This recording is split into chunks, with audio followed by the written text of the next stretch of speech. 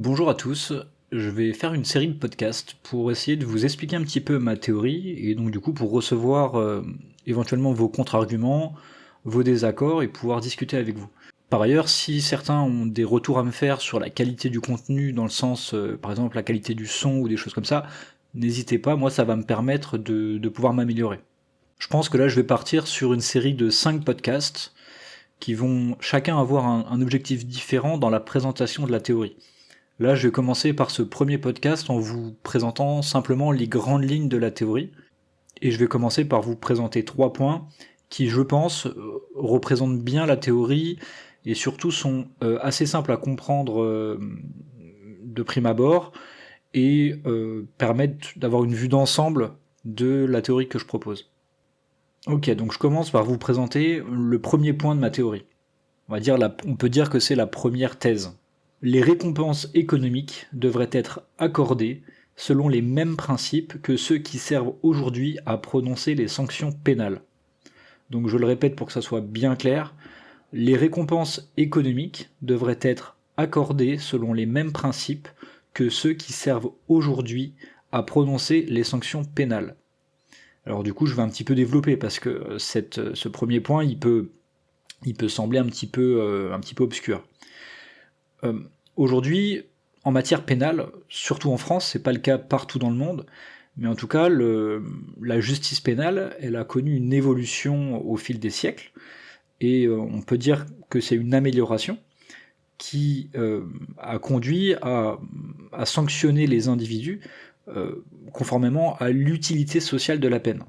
Je m'explique.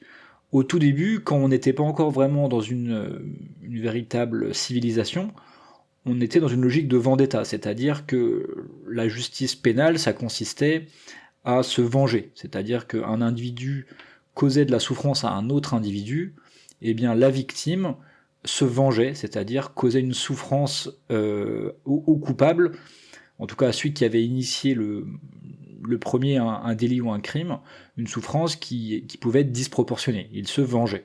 Ensuite, on a évolué vers une logique de loi du talion, c'est-à-dire que on a sanctionné les individus de manière égale à la peine qu'ils ont causée.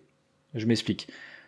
Avec la loi du talion, la logique c'est que quand quelqu'un cause une souffrance à quelqu'un d'autre, eh bien il faut lui causer la même souffrance. Pas plus, pas moins. On peut prendre un exemple relativement simple. Quelqu'un engendre la mort de quelqu'un d'autre, donc il mérite la peine de mort. Mais si on veut le dire de manière plus générale, on pourrait dire que si quelqu'un cause une certaine quantité de souffrance à quelqu'un d'autre, eh bien, il mériterait une souffrance similaire. C'est la loi du talion. Et ça, disons que c'est une logique qui dans le droit, a été dominante, on va dire, jusqu'à la fin du XVIIIe siècle. Ou plutôt jusqu'au milieu du XVIIIe siècle. Et en fait, à partir de ce moment-là, il y a un juriste italien qui s'appelle César Beccaria, et qui est le père de la philosophie moderne du droit, telle qu'elle est appliquée notamment en France, qui a en fait contesté la loi du talion et plutôt promu une logique d'utilité sociale de la peine.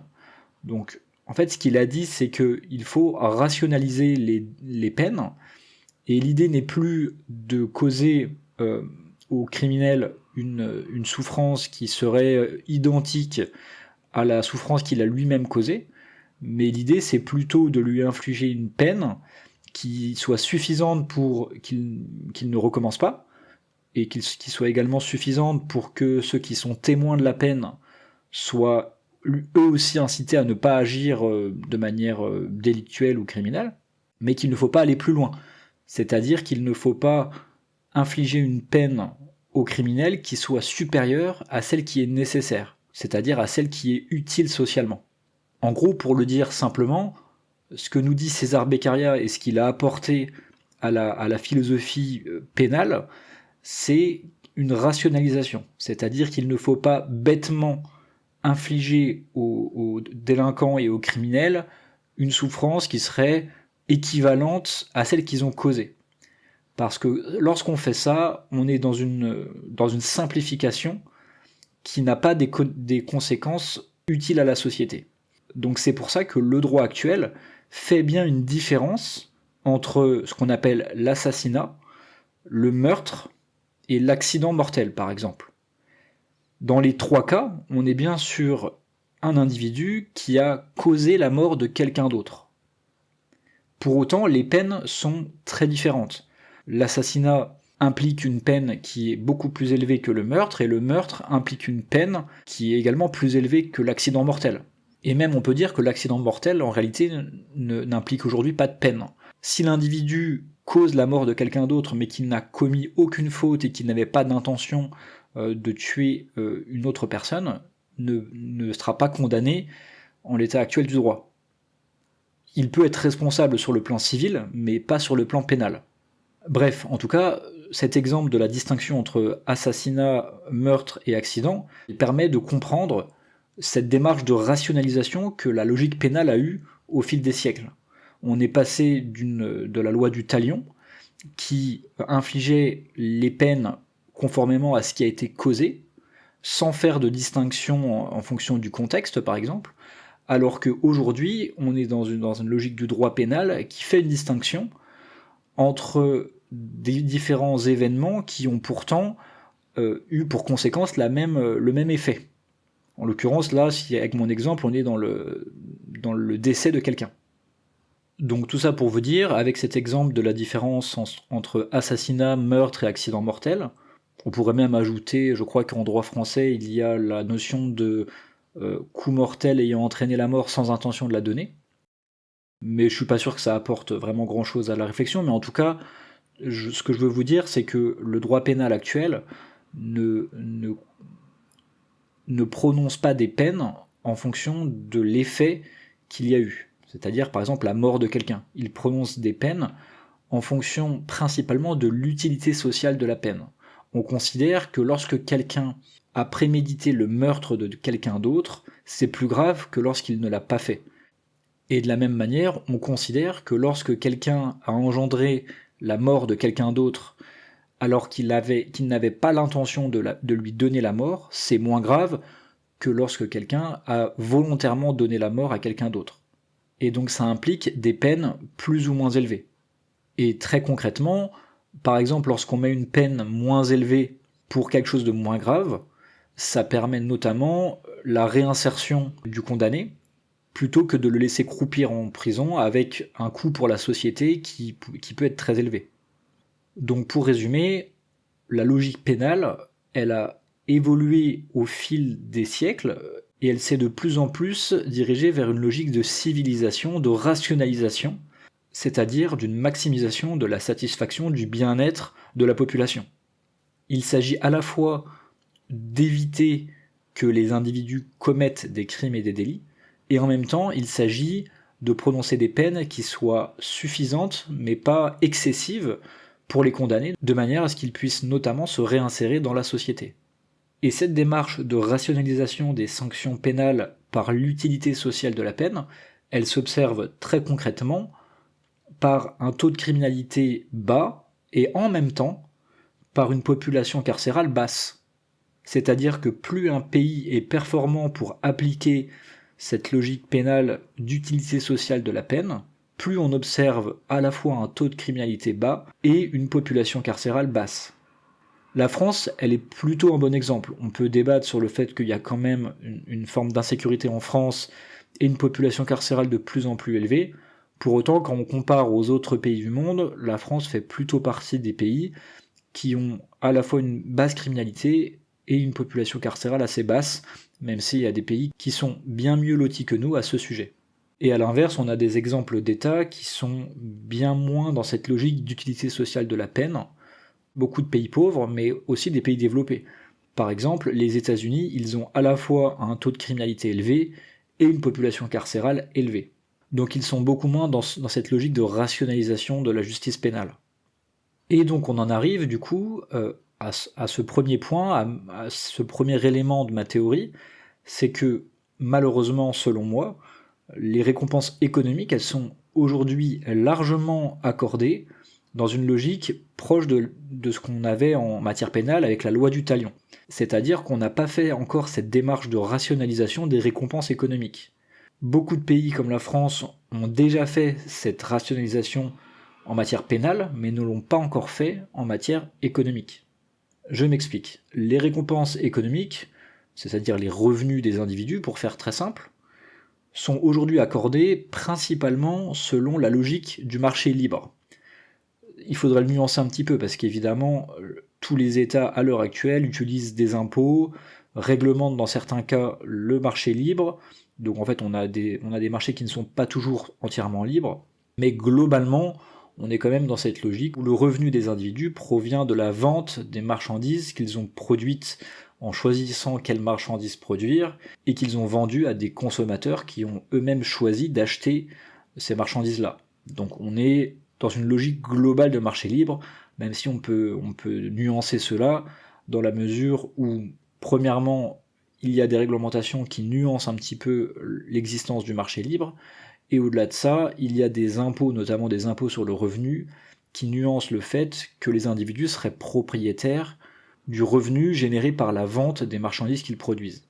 Mais globalement, si on simplifie, c'est quand même ça. C'est-à-dire que globalement, on considère que les individus sont propriétaires du prix de leurs marchandises, c'est-à-dire qu'ils sont propriétaires du revenu généré par la vente de ce qu'ils produisent.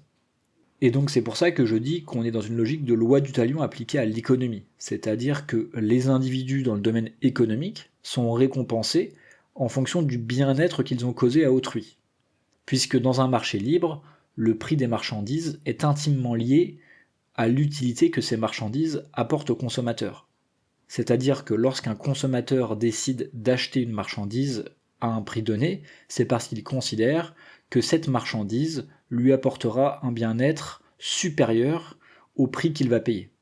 Je ne vais pas rentrer dans les détails de la théorie économique dans ce podcast, mais en gros on peut retenir que aujourd'hui, dans un marché libre, les prix sont déterminés par l'utilité qui est procurée aux consommateurs. Donc cette logique du libéralisme, elle a déjà des gros points positifs, puisqu'on est quand même dans une forme d'incitation positive pour les individus, c'est-à-dire qu'on incite d'une certaine manière les individus à causer du bien-être à autrui. Puisque si l'individu souhaite avoir un revenu, il faut qu'il cause un bien-être à autrui pour que celui-ci soit incité à acheter ses produits.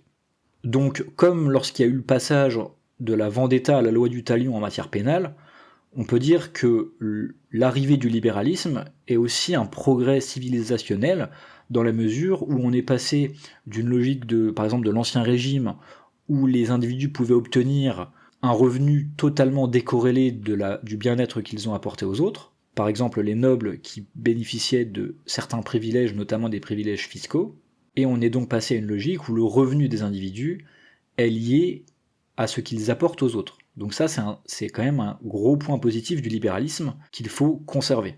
Par contre, ce que je dis, c'est que cette rationalisation, elle est vraiment partielle, puisque, comme pour la loi du talion est un progrès, encore une fois, par rapport à la vendetta, mais c'est un progrès qui est insuffisant. Parce qu'encore une fois, causer du bien-être à autrui ou causer du mal-être à autrui n'implique pas forcément de mériter un bien-être ou une souffrance équivalente.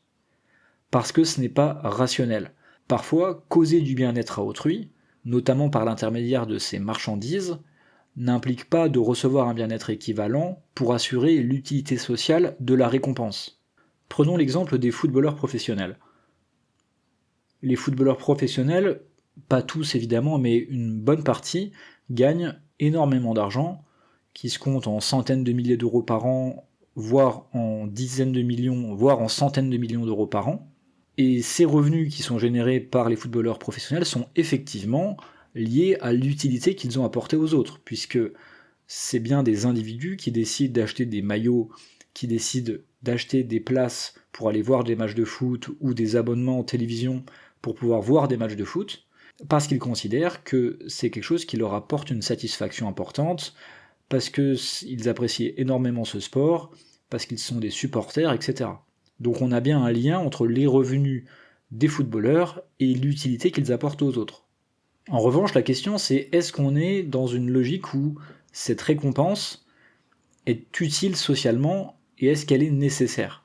La question c'est, est-ce que si les footballeurs professionnels ne gagnaient pas autant d'argent, est-ce qu'ils continueraient à jouer au foot, à faire ce métier, à s'investir, à travailler pour devenir meilleurs, etc. Eh bien, on se doute que probablement que oui. Alors, on se doute qu'il y aurait un stade, s'il y a vraiment trop peu d'argent qui est généré, il y aurait forcément un moment donné où il y aurait moins d'investissement. Néanmoins, il paraît évident que être footballeur, c'est un métier qui est moins épuisant, moins fatigant que par exemple travailler à l'usine. Donc il est difficile de savoir comment réagiraient les footballeurs professionnels s'ils gagnaient beaucoup moins d'argent. Néanmoins, on se doute qu'ils n'ont pas besoin de gagner des millions d'euros pour être incités à performer dans leur métier, à s'investir dans leur métier, etc. Ce que je veux dire par là, c'est que il y a un manque de rationalisation des récompenses accordées dans le domaine économique.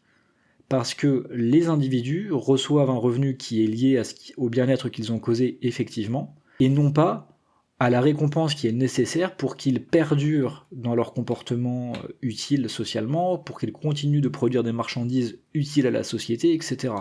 Concrètement, un footballeur qui reçoit 10 millions d'euros par an, alors que par exemple un seul million d'euros aurait été suffisant pour qu'il continue à faire ce métier, ça veut dire qu'il y a 9 millions d'euros qui ne sont pas utiles socialement, qui n'ont pas des effets positifs pour la société.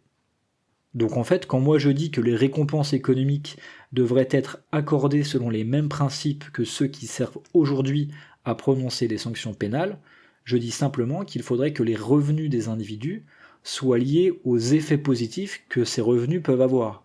Et quand il n'y a pas d'effet positif d'un revenu, l'idéal serait que ces revenus soient prélevés et soient restitués là où il y a utilité sociale.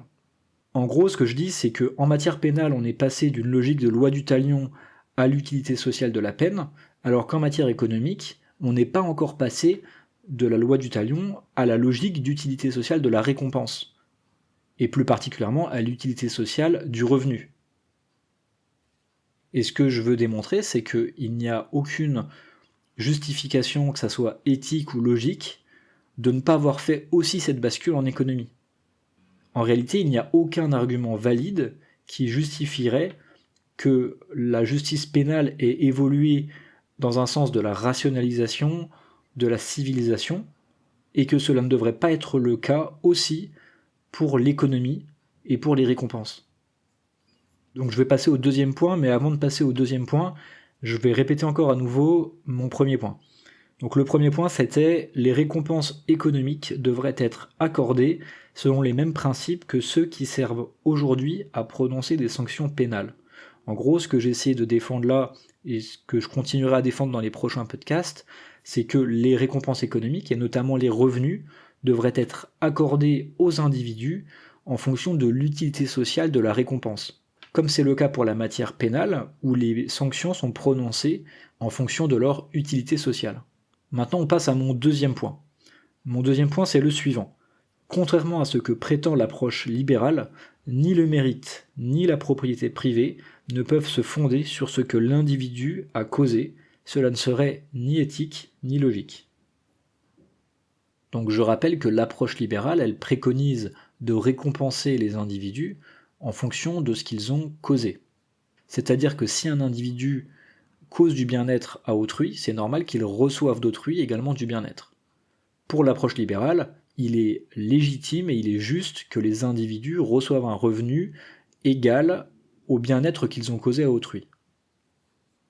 Donc ça, c'est une position qui est très intuitive et qui paraît juste. Ça paraît logique, même si, encore une fois, on est dans une logique de loi du talion. C'est-à-dire qu'on associe le mérite à ce qui a été causé.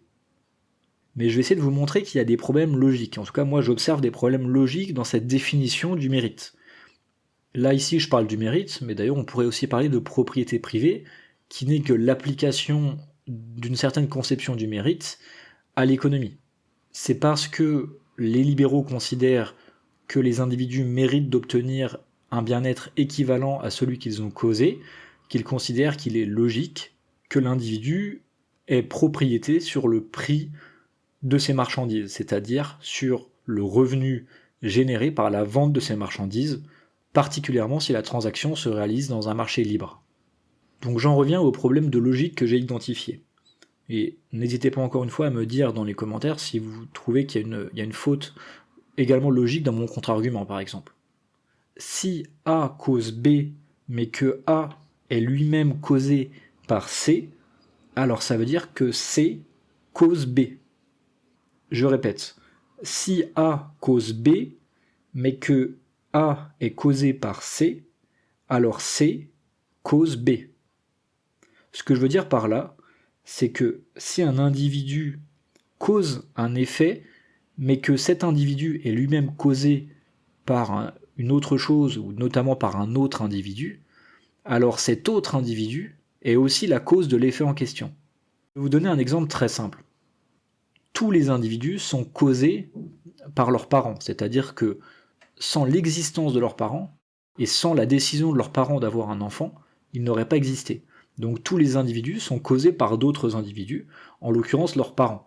Un individu, il est causé par plein de choses, c'est simplement un exemple, mais en tout cas, ils sont au moins causés par leurs parents et par l'existence de leurs parents.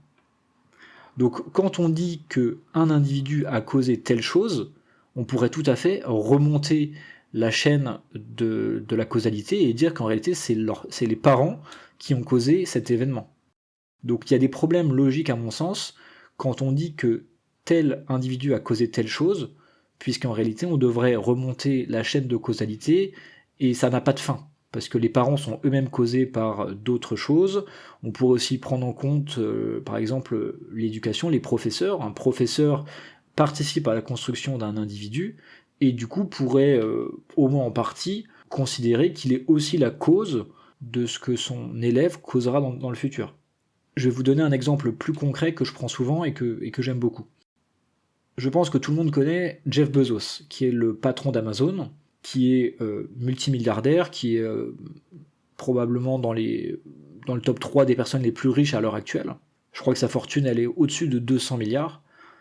Et même si on peut critiquer son entreprise Amazon, je pense qu'il est indéniable que cette entreprise a eu un succès parce qu'elle apporte, en tout cas aux consommateurs, une certaine satisfaction et qu'elle répond à des besoins bien précis.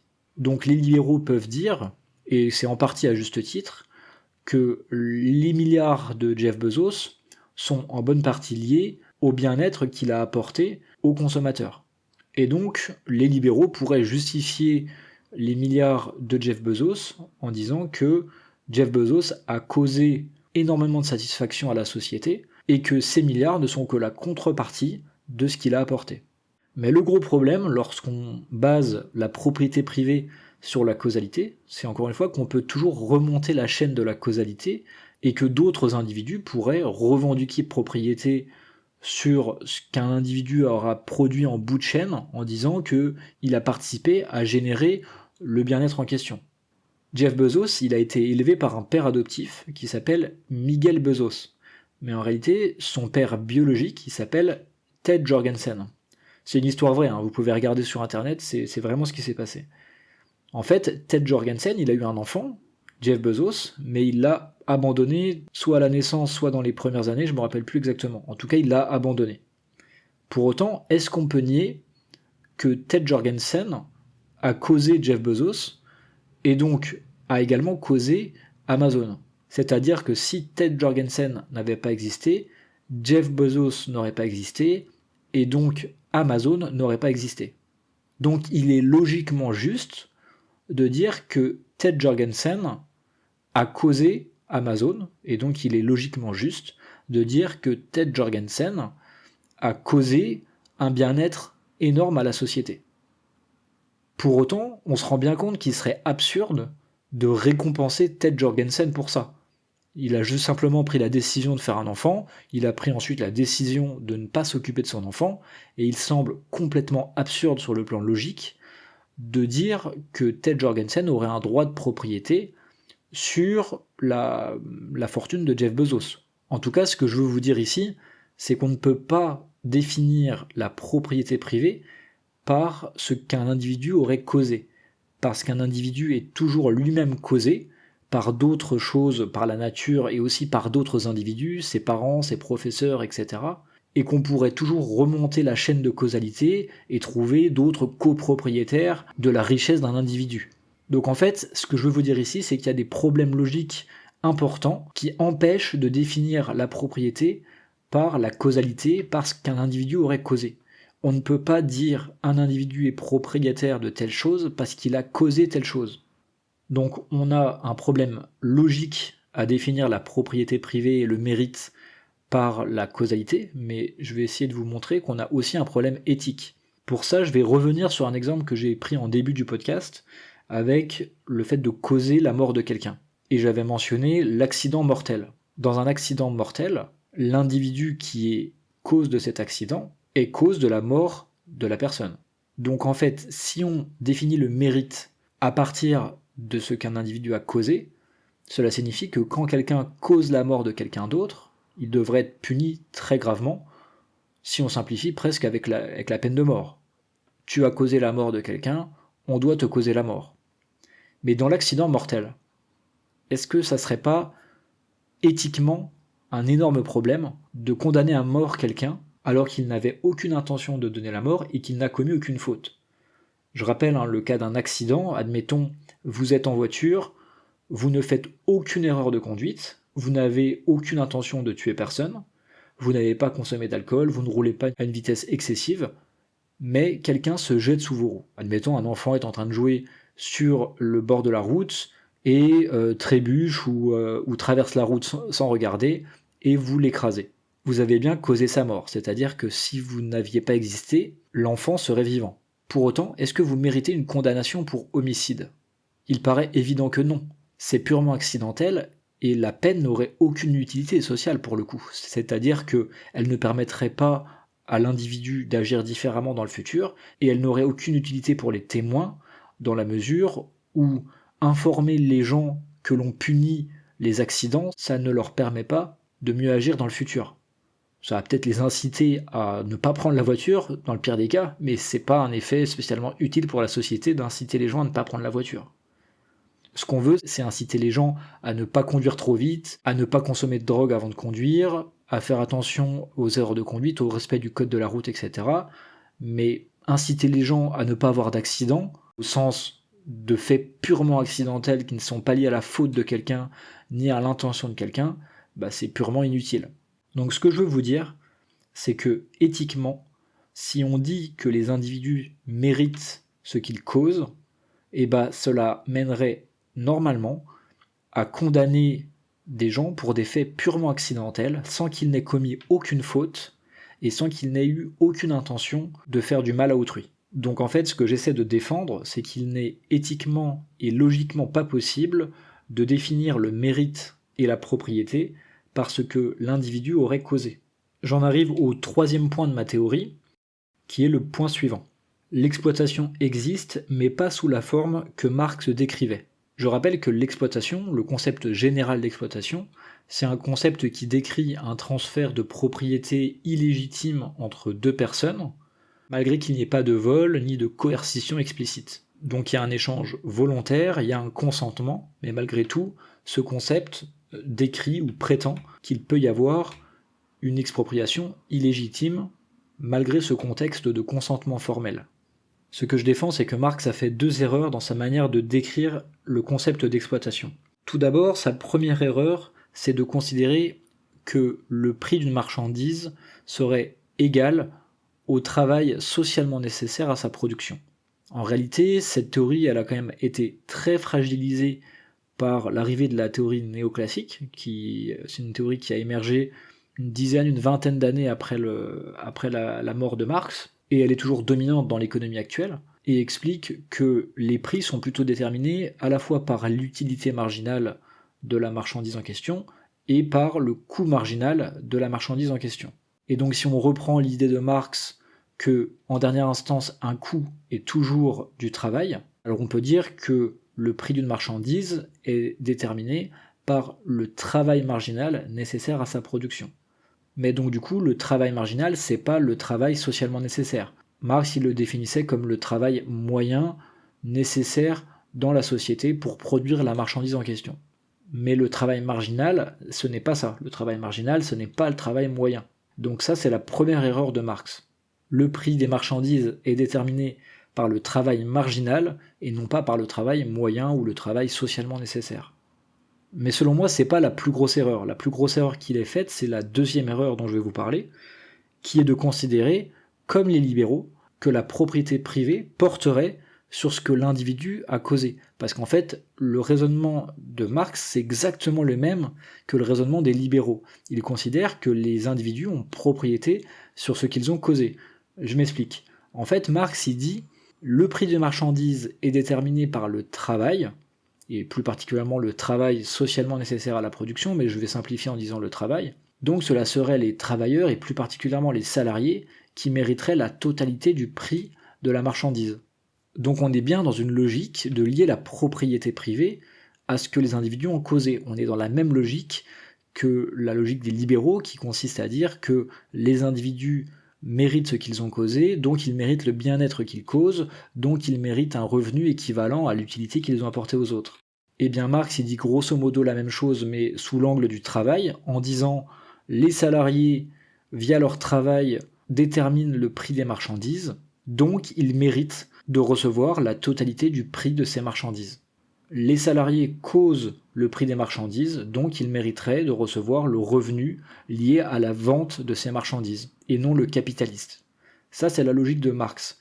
Mais pour les mêmes raisons que j'ai évoquées précédemment en parlant des libéraux, on ne peut pas définir la propriété par la notion de causalité, par ce que causent des individus. La propriété privée ne porte pas sur ce que l'individu a causé, car cela pose d'énormes problèmes logiques et éthiques, comme je l'expliquais précédemment. Donc là, je ne suis pas en train de dire que l'exploitation n'existe pas, parce que ce que je défends, c'est que l'exploitation, elle existe, mais qu'elle ne peut pas s'expliquer par la logique marxiste. D'ailleurs, un autre problème de l'approche marxiste, c'est qu'il ignorait totalement la possibilité d'une exploitation qui serait due à un manque de libéralisme, c'est-à-dire d'une exploitation illibérale. Pour autant, par exemple, sous l'Ancien Régime, il y avait bien des individus qui pouvaient tirer profit de l'absence de libéralisme, ou du moins d'un manque de libéralisme, pour tirer des revenus qui sont illégitimes.